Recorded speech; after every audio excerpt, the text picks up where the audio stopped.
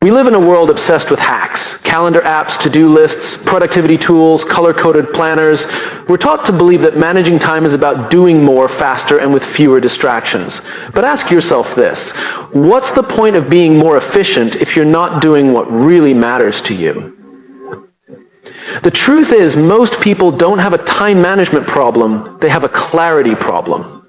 They don't lack hours in the day, they lack a reason for how they're using those hours. And so they wake up, they rush through their mornings, they bounce from meeting to meeting, scrolling through their phones in between, and by the end of the day, they collapse exhausted, asking themselves, where did the day go? We can schedule every minute of our day, but if we don't know why we're doing any of it, we're just busy being busy. There's a difference between movement and progress. One is exhausting, the other is meaningful. Before we learn how to manage time, we need to ask why we should. Why are we doing this in the first place? What are we trying to create, protect, or pursue with the time we have? That's the real question. Because time management without purpose is just a prettier version of distraction. It might look organized on the outside, but inside it's still empty. Think of someone you admire, not for how packed their schedule is, but for the way they live. The people who seem calm in chaos, focused without being frantic. They don't just manage their time. They honor it. And they do it because they've anchored their lives to something deeper than tasks. They know their why. When you start with why, decisions become clearer. Time becomes less about scarcity and more about alignment. You stop asking, how can I fit everything in, and start asking, what deserves to be here? That shift changes everything. Take, for example, a parent who's also a business leader. The demands pull from all directions. The calendar is full and the inbox never sleeps. But this person has decided that family dinners, those 45 minutes at the end of the day, are sacred. That's their why.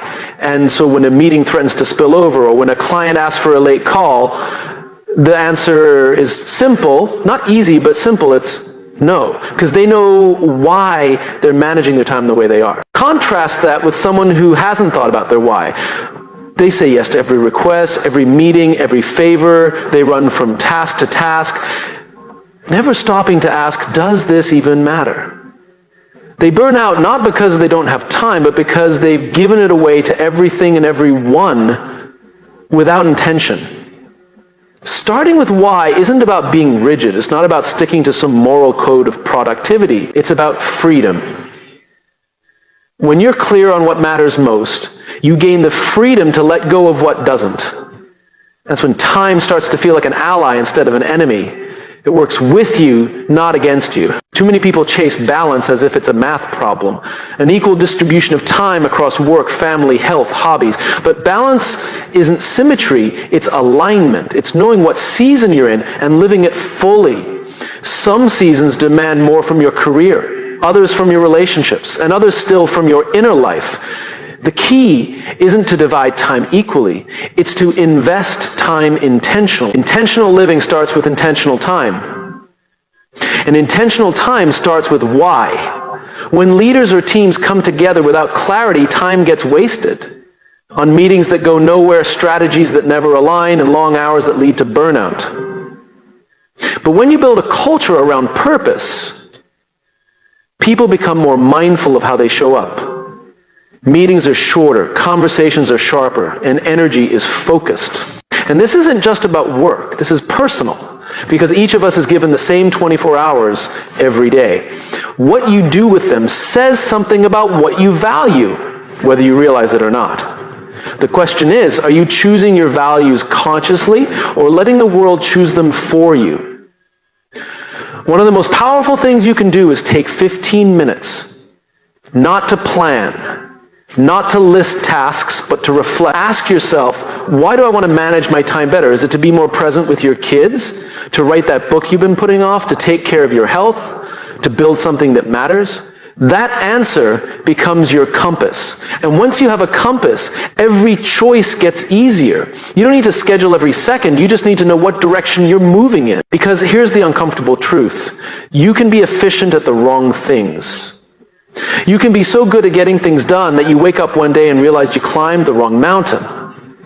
That's the cost of managing time without managing purpose. But it's never too late to shift. Every moment is a choice. Every calendar block, every meeting, every yes, every no. When you filter them through your why, you start to take your time back. You begin to lead your life instead of reacting to it. You don't need more hours in the day. You need more meaning in the ones you already have. So before you open your planner, before you download that new app, before you try to optimize your schedule down to the minute, stop. Ask why. Why do I want to manage my time? What am I trying to protect? Who am I trying to become? Because once you answer that, the how will follow. And not only will your time be better managed, your life will be better lived. We have glorified the word busy. Somehow, being busy has become a badge of honor, something we wear with pride. How are you, someone asks. And the most common reply isn't I'm good or I'm grateful. It's I'm busy. As if that automatically means we're doing something worthwhile. As if busyness is a measure of value. But here's the thing, being busy and being effective are not the same. Being busy and being fulfilled are definitely not the same. And he says, what if the problem isn't how much we're doing, but how little intention we bring to what we do? When we fill every hour with meetings, every minute with notifications, and every second with movement, we create noise. And when there's too much noise, we can't hear what truly matters. We become masters at doing, but not always with direction. We know how to stay occupied, but not always how to stay aligned. Intentionality is not about doing more or doing less. It's about doing what matters on purpose with clarity. It's the difference between drifting and navigating, between reacting and leading. A busy person can go through the whole day doing things and still feel empty. An intentional person can do fewer things and feel deeply satisfied. The key difference isn't the number of hours or even the number of tasks. It's the presence behind the actions. So why do we chase busy? Because it gives us the illusion of importance. And it makes us feel needed, involved, essential. But importance doesn't come from how full your schedule is. It comes from how full your actions are with meaning. People often fear slowing down because they think it's the same as falling behind. But slowing down can actually be the most strategic move. It gives you the space to think, to reflect, to choose. Think about someone you admire, not because they're always on the move, but because of how they move through life. These people don't just fill time, they shape it. They don't just react to their day, they lead their day. When they walk into a room, they're present. When they speak, there's weight in their words. That's not a product of a packed calendar. That's a product of intentional living. Replacing busy with intentional starts with awareness. You begin by asking yourself, why am I doing this? Not in a cynical way, but in a deeply curious way. Not everything that comes your way deserves your energy. Not every meeting needs your presence. Not every email needs an instant reply. You are allowed to filter. In fact, you must. We have to stop seeing productivity as a measure of worth and start seeing alignment as the real goal. Alignment means your time, your actions, your values, they all point in the same direction. It means your external life reflects your internal purpose. That's where real power lives. Let's take a real example. Imagine two people with the same job, same hours, same responsibilities. One fills every spare moment with multitasking, jumping between emails, phone calls, and last-minute requests. At the end of the day, they're drained, scattered, unsure what they even accomplished. The other blocks out focused time, sets clear boundaries, says no to what doesn't align, and shows up fully for what does. Same job, same hours, very different outcomes. Not just in performance, but in peace of mind. One lives by default, the other by design. Intentionality also demands courage. Saying no to busy often means disappointing someone. It means pushing back, defending your focus, protecting your peace. And that's not always easy. But here's the truth. If you don't prioritize your time, someone else will. and they'll fill it with their needs, their urgency, their version of what matters. If you want to live intentionally, you have to be willing to disappoint the right people. This doesn't mean becoming selfish. It means becoming honest about what you can give, when, and to whom. It means recognizing that your time is not infinite, so it must be spent like the precious resource it is. Busy is often loud. Intentional is quiet. Busy says, look how much I'm doing. Intentional says, look how much I care about what I'm doing. Busy is a sprint. Intentional is a marathon. And marathons are not won by rushing. They're won by kind of steady, thoughtful, committed steps. So how do you start? Not by tearing your life apart or quitting everything tomorrow. You start with one choice. One intentional decision each day. Maybe it's choosing not to check your phone the moment you wake up. Maybe it's protecting 1 hour for deep work. Maybe it's saying no to that meeting you don't really need to attend. It doesn't have to be dramatic. It just has to be deliberate. And over time, these small intentional choices build a life that feels lighter, not because there's less in it, but because what's in it is aligned. You begin to feel more in control, not because you control everything, but because you've chosen what truly deserves your attention. There will always be more to do, more calls, more emails, more demands. But the question is, will you let them lead you, or will you lead yourself? Intentionality is not a one-time fix. It's a way of being, a daily commitment to living on purpose rather than on autopilot. It's about trading the illusion of busy for the substance of meaning, trading the rush for the real. Because in the end, no one will remember how many tasks you checked off. But they will remember how you showed up for your work, for your people, for yourself. So when you catch yourself saying, I'm just so busy, pause. Ask instead, am I being intentional? That one question could change not just your day, but your direction. We talk a lot about managing time, we talk less about managing energy. But energy is the invisible force behind everything we do. It's the currency of productivity, the fuel behind focus, and the foundation of well-being. You can have a perfectly color-coded calendar, every task slotted into the right hour, and still feel overwhelmed, scattered, and empty. That's because time is a container, energy is what fills it. And when you're running on empty, no amount of scheduling can save you. We often assume that if we control our calendar, we control our life. But here's the truth. You can't schedule your way out of burnout. You can't organize your way into passion, and you can't calendar your way into clarity. Because what truly drives results, connection, and meaning is not how much you do, but how you show up for what you do. And that starts with protecting your energy. When we say yes to everything, when we push through fatigue, when we overcommit and under-recover, we don't just drain ourselves, we dilute ourselves. We give people the version of us that's physically present but emotionally absent. And slowly we begin to forget what it even feels like to be fully alive in a moment. We become reactive, not intentional, tired, not thoughtful, busy but not bold. It doesn't have to be this way. We're all wired differently. Some of us do our best thinking in the early morning when the world is quiet. Others come alive late at night when creativity flows in silence. Some are drained by meetings. Others thrive on connection. Energy is personal. And the most successful people aren't the ones who try to do it all.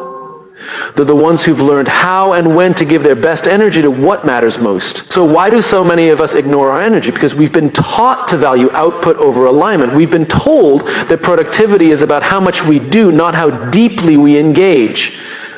But energy doesn't lie. You can't fake it. You know the difference between powering through a task and bringing your full presence to it. You know what it feels like when you're inspired, alive, sharp. And you know what it feels like when you're just surviving. To protect your energy, you have to start by respecting it. That means noticing your own rhythms, paying attention to when you feel most focused, most creative, most grounded. It means observing not just what drains you, but who. It means giving yourself permission to structure your life around your natural flow, not someone else's expectations. This isn't selfish, it's strategic. Because when you protect your energy, you protect your impact. You make better decisions, you communicate more clearly, you think more deeply, you lead more authentically. Imagine someone trying to pour water from an empty cup. No matter how much they tip it, nothing flows. That's what we do when we ignore our energy. We try to give what we don't have, and eventually, something gives. Our health, our creativity, our relationships. What would happen if instead of asking, what do I have to do today, we asked, what deserves my best energy today? That one question could shift the entire direction of your day. Suddenly, the focus isn't just on completing tasks. It's on showing up well. It's about quality, not just quantity. And here's something else to consider. Not all tasks require your peak energy. Some things just need to get done, and that's okay. But the things that truly move you forward, the deep thinking, the hard conversations, the creative work, the time with loved ones, those deserve your best. Not your leftovers, not the end of day, half there, half burned out version of you. They deserve the part of you that's most alive. That's why protecting your energy is a leadership skill, because when you're at your best, you elevate others. You set the tone. You create space for clarity, for collaboration, for courage. And when your energy is fractured, people feel it. It's not about being perfect. It's about being present. So how do you protect something as intangible as energy? You start by listening. You notice what recharges you. Maybe it's solitude, maybe it's movement, maybe it's play or rest or nature or laughter or learning. Whatever it is, make it non-negotiable. Don't treat rest like a reward. Treat it like a responsibility. Because burnout doesn't come from working hard. It comes from never stopping to refuel. You also learn to say no, not to everything, but to the things that pull you away from your center. And you learn to say yes, not out of guilt or obligation, but out of alignment with what truly matters to you. You start seeing boundaries not as walls, but as filters that keep your energy focused and your purpose intact. This isn't a one-time decision. It's a daily discipline to wake up and ask, where is my energy needed most, and then to give it there, fully and freely. We live in a world that measures success by what's visible, titles, income, status, checklists. But real success is internal. It's about how you feel when you're living in alignment. It's about waking up with clarity and going to bed with peace. It's about having energy at the end of the day for the things that matter most. Because here's the truth. Protecting your energy doesn't make you weak. It makes you wise. It means you've chosen to lead your life rather than let your life lead you. It means you've decided that being present is more important than being busy. That showing up fully matters more than showing up constantly. And that's not just a better way to manage your time, it's a better way to live your life. Ultimately, every time you say yes to something, you are saying no to something else. It's not always obvious and it's rarely intentional, but the trade-off is real. When you say yes to that meeting you didn't need to attend, you might be saying no to a quiet moment of focus. When you say yes to every social invitation, you may be saying no to rest. When you say yes to what someone else wants for your time, you may be saying no to what you actually need. The problem isn't that we say yes, it's that we say yes without thinking. We say yes to please, we say yes to avoid conflict, we say yes because we feel guilty or flattered or afraid that if we don't, the opportunity might disappear.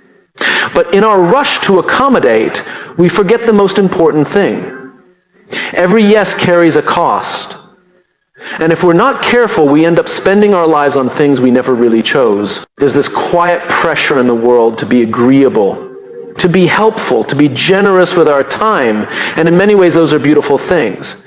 But when generosity turns into self-sacrifice, when helpfulness turns into depletion, when saying yes to others becomes saying no to ourselves, we don't just lose time, we lose direction, we lose clarity. We lose connection with what actually matters to us. We have to reclaim the word no, not as a rejection, but as a redirection, not as selfishness, but as self-respect.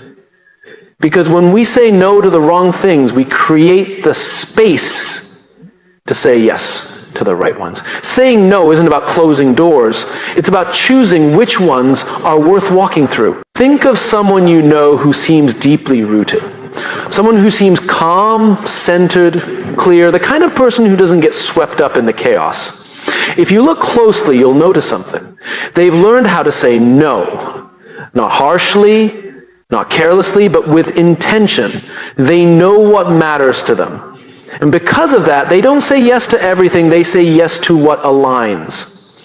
That's the difference between pleasing everyone and honoring yourself. We often fear that saying no will disappoint people, and it might. But living out of alignment with your own values to avoid disappointing others, that's a slow erosion of self. You don't notice it at first, but over time you begin to feel resentful, exhausted, stretched too thin. You're there physically for everything, but emotionally you're nowhere. That's the price of too many unintentional yeses. So when you begin to lead your time from a place of clarity, no becomes an act of purpose. It becomes a way to protect your yes. And your yes is precious. Your yes is powerful. It should mean something. But if you say yes to everything, eventually it means nothing. The most meaningful yeses in life, yes to your purpose, yes to your family, yes to your health, yes to your deepest work, require space. They need time. They need focus. And you can't give them those things if your life is filled with obligations you never truly chose. It's not just about tasks and schedules. This is about your identity, about who you are becoming. Because every decision you make, every time you choose to engage or disengage, you are shaping your future. You're deciding what gets your energy, what gets your focus, what gets your heart. Saying no allows you to choose what's worth your best self. And that doesn't mean you won't help others. In fact, the more intentional you are with your time, the more fully you can show up when it actually matters. A clear no to something outside your lane makes room for a wholehearted yes where you're meant to lead, contribute, or care. People don't need more of you. They need more of your presence. And presence can only exist when it's not being pulled in 1,000 directions. Let's be honest. Saying no is hard, especially when the request comes from someone you care about. But think about this. Have you ever said yes to something and immediately felt the weight of regret? That gut feeling of, I didn't want to do this. I just didn't know how to say no? That feeling doesn't come from a lack of time. It comes from a lack of alignment. The most powerful leadership skills, whether in work, life, or relationships, is the ability to pause, to check in, to say, let me get back to you. That space creates clarity.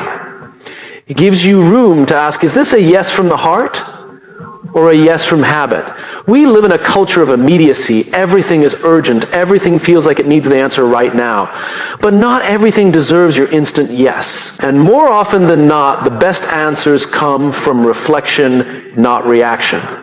Here's the irony. The more you say no, the stronger your yes becomes. The more meaningful it feels. Because now when you say yes, people know it's real. You've made a choice. You've counted the cost. And you've decided it's worth it. That's what people respect.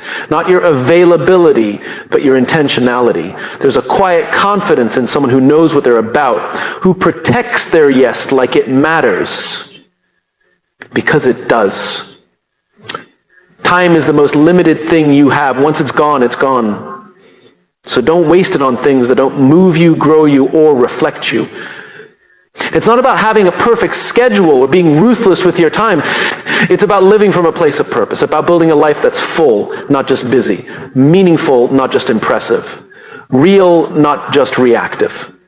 And the only way to do that is to say no. Not to be cold, not to be distant, but to be present.